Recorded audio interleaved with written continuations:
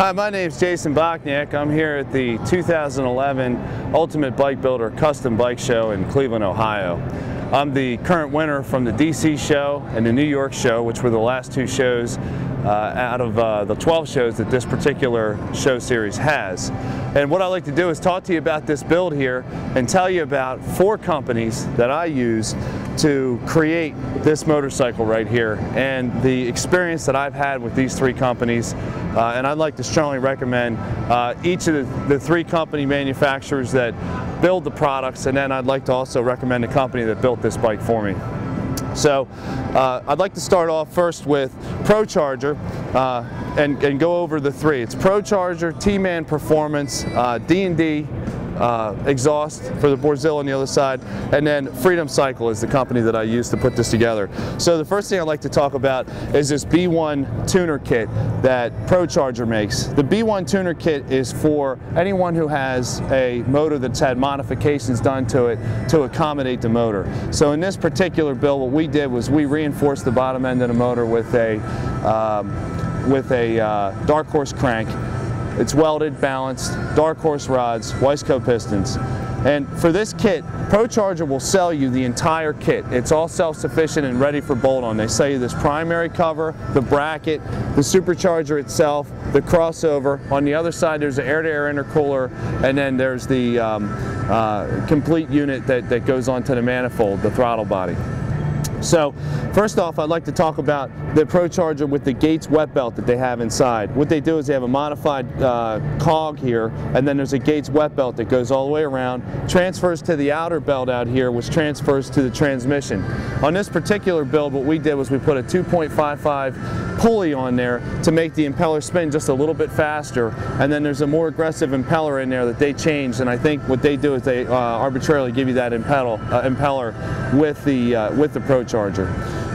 Over here is a pressure release valve. So when you are under normal driving conditions, the blower is always on, but when you're under normal driving conditions and it feels vacuum, the pressure relief valve is open and it lets the air bypass out, or when you let go of your throttle, it lets all the air bypass out so it doesn't collect in your manifold. And then what we did for this particular build, the pump that came with the bike was not flowing to meet the requirements for the modifications that we made for the bike. And if you have a ProCharger out there and you're starving for fuel a little bit, you may want to consider making what's called an FMU. An FMU is a fuel management unit. And what we've done here is we bought this Mallory fuel regulator, and on this side over here there's a boost vacuum hose that's hooked up to the regulator. And all I did was I simply plumbed it right up into the crossover that Harley has on the tank, so I didn't have to modify anything on the tank. The 100 psi pump is regulated down to 65 psi at normal operating conditions, and then as soon as it feels boost, pound for pound, it'll close off the crossover and force more fuel to the Magneti Marelli injectors that I have. I think I have 8.9 Magneti Marelli injectors that also come with the B1 tuner kit. Now, what we did over here is I had T-Man Performance do the head work, and T-Man Performance puts a very good product together. What they have is they have done a lot of research and development to complement this ProCharger. He has several bikes that he uses the ProCharger on. T-Man TR at T-Man Performance currently holds the world record for the fastest bagger out on the salt flats, and this guy really knows what he's doing. If you were to take a look at these heads on the inside, what he's done is he takes the heads, machines them, puts a larger intake valve, 2.020 intake valve, 1.650 exhaust valve. For the manifold and the intake, it's 1.800, and then he makes the exit to the exhaust pipe bigger. Inside, the first thing you notice about this head is this 105cc hemispheric combustion chamber, or almost hemispheric combustion chamber. And inside of there, he's got bronze valve guides. And if you look at him, you can see that he's hand machined these things, and this guy's a real purist. He really knows what he does, and you can tell that he takes a lot of pride in what he does. As part of that, one of the kits that he offers is the heads. The Stage 4 Thumper Series is what I went with here, and then he's got this 3-stage oil pump that has 2 stages that scavenge the oil from the bottom of the motor, and 1 stage that obviously flows the oil back into the motor. And then he's got this 662-1 cam that he created, and it is a perfect cam, perfectly timed for forced induction motors. You can go on to his website at T-Man Performance, and I don't know if I have this right, but if you Google search T-Man Performance, it'll take you right to his site. And you go on there and you can actually look at different grinds of cams that he has, different kits that he has, and different things that you can use with supercharged motors or naturally aspirating motors. And then to marry this all together, we went to Borzilla and got, or D&D, and got this 2-in-1 D&D Borzilla exhaust.